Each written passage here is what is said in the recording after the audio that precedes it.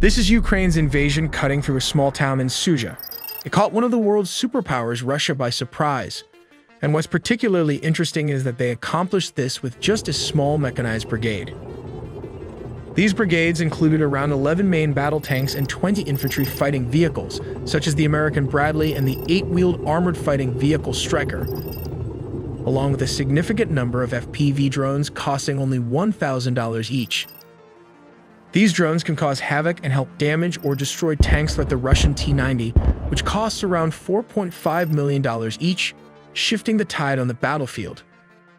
The Ukrainian forces, instead of attacking head-on, executed this invasion by maneuvering around heavily defended checkpoints and attacking the enemy from the rear.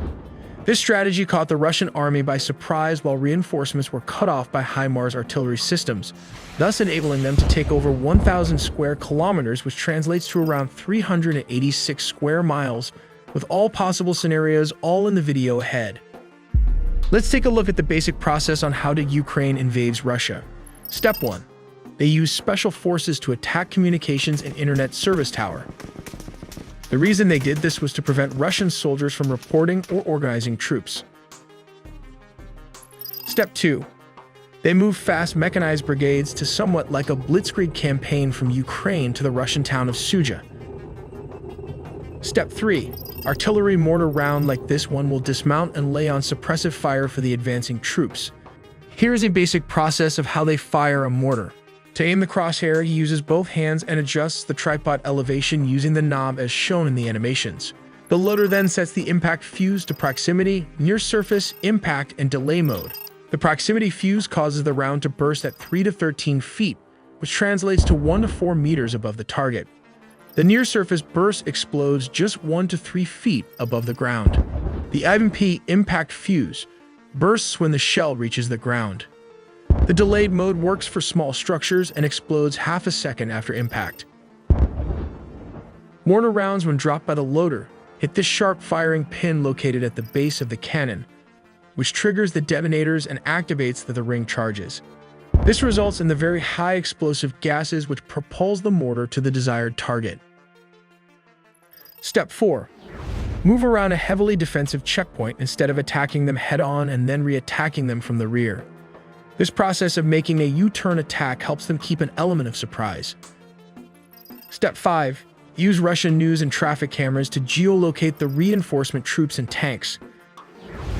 They then hit them with HIMARS missile systems, thereby blocking resupply or additional backups.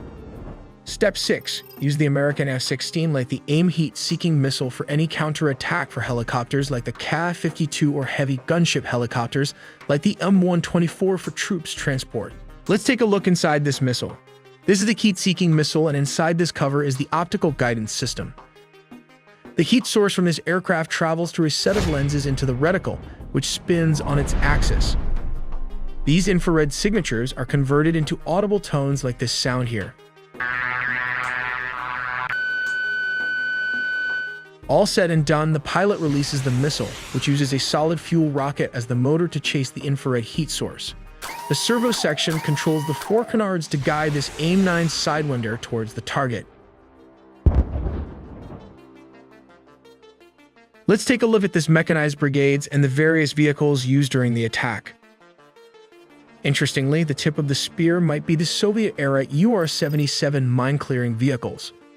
So how does it work? The mine-clearing system operates by opening the lid and launching a line charge filled with explosives over this minefield. Once the line charge is in place, it is detonated, creating a shockwave and blast pressure that either neutralizes or detonates any mines within the vicinity of the explosion. As a mechanized brigade, they rely on main battle tanks like the Ukrainian T-84, which is based on the Soviet-era T-80 tank. These are often accompanied by the more common T-64 tanks, a model introduced in the early 1960s during the Soviet era. At least one infantry fighting vehicles, such as the Bradley, will also be heading the convoy. Interestingly, during the Gulf War, M2 Bradleys destroyed more armored vehicles and tanks than the M1 Abrams. Depending on variants, it can seat around 4 infantry soldiers, as shown in these visualizations. However, the U.S. Marines and Army can rearrange depending on the mission by removing the tube-launched missiles and add another seating area to make space for 6 heavily armed soldiers. As an infantry fighting vehicle, we need to move the turret using the Cadillac switch to fire the Bushmaster chain gun or the tow tube-launched, optically tracked, wireless guided missile. As a mechanized brigade, they are also supported by the American Stryker, which can also be used as a command and control as well for carrying troops and infantry units during assaults. However, the BMP-1 also makes up a significant portion of the mechanized fighting vehicles, along with this BTR-80. This is an 8x8 wheeled amphibious armored personnel carrier built during the Soviet era.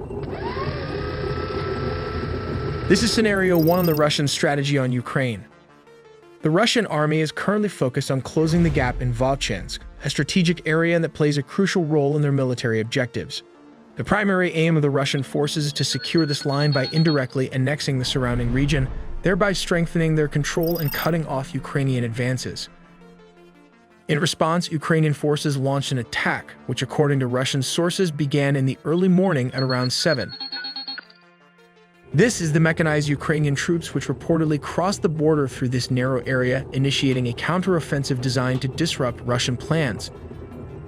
By executing this maneuver, the Ukrainians are strategically forcing the Russian military to redeploy personnel from Volchansk to the Kursk region, weakening the Russian presence in this area. One of the key objectives under this scenario is to create an opportunity for the Ukrainian army to retake Volchansk. By stretching Russian resources thin and compelling them to defend multiple fronts, the Ukrainians may gain the upper hand in this critical region. In Scenario 2, the focus shifts to Lipetsk, home to a significant airbase where numerous bomber jets, primarily the Sukhoi Su-34, are stationed. These aircraft have been wreaking havoc on Ukrainian forces with their devastating glide bombs, making the airbase a critical target in the conflict. The primary structure of this weapon is substantial, with the standard model weighing approximately 500 kilograms, which translates to 1,100 pounds. The most crucial component of the glide bomb is the Unified Gliding and Correction Module. It has probably a Russian GLONASS guidance system, commonly referred to as the UMPK bomb kit, which ensures the bomb's desired trajectory and accuracy during deployment. Additionally, the tail stabilizer is an essential part of this glide weapon. It provides aerodynamic stability when dropped under gravity. At the forefront of the bomb is the fuse adapter, a critical component that houses the triggering mechanism. Positioned immediately behind the fuse adapter is the auxiliary booster, which plays a vital role in the activation of the TMT bomb. The Sukhoi Su-34 NATO reporting named Fullback is a Soviet-origin Russian twin-engine, all-weather supersonic medium-range fighter bomber or strike aircraft. Let's take a look at how this works in a super simplified animation. Step 1. Sukhoi fighter jets can approach a target closely, staying just outside the range of enemy air defense systems. Step 2.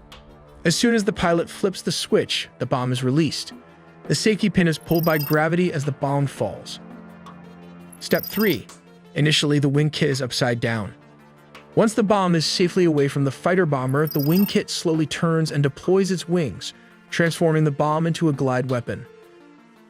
This conversion gives it a range of up to 70 kilometers, which is approximately 43 miles. Step 4. The wings can make small, precise adjustments during flight, guided by the GLONASS, the Russian equivalent of GPS, directing the bomb to the pre-assigned longitude and latitude that is the designated target area. Ukraine is advancing at an incredibly fast pace with the objective of surrounding, taking over, or destroying this airbase. By doing so, they aim to cut through the Russian defensive line, significantly disrupting the enemy's aerial capabilities. Successfully neutralizing this airbase would not only cripple a vital element of Russia's air power, but also alleviate pressure on other key areas, particularly Pokrovsk. As one of the most strategically important regions, reducing the threat from Lipetsk would allow Ukrainian forces to concentrate more effectively on defending and potentially reclaiming this area. In Scenario 3, Ukraine aims to disrupt the energy supply to the northern part of Russia. This strategy focuses on cutting power and severing critical energy links that are within reach of Ukrainian forces. One of the primary targets is the gas transit station in Suja, located about 500 kilometers from the border. This facility is a crucial entry point for gas pipelines that not only supply Ukraine, but also channel gas to other European countries. Disabling or capturing this station could significantly impact Russia's energy exports and create economic and logistical challenges. Another key target is the Kursk nuclear power plant, a vital piece of infrastructure. If Ukrainian forces were to take control of this facility, it could serve as a powerful bargaining chip in any potential peace negotiations. The presence of a nuclear power plant in contested territory would likely deter Russia from launching attacks in the area given the catastrophic risks associated with nuclear fallout. While the primary goal may not be to control these facilities long-term, their strategic value in disrupting Russian energy supplies and leveraging power in negotiations cannot be underestimated. We also make original engineering content, so please subscribe and hit the notification bell for more videos.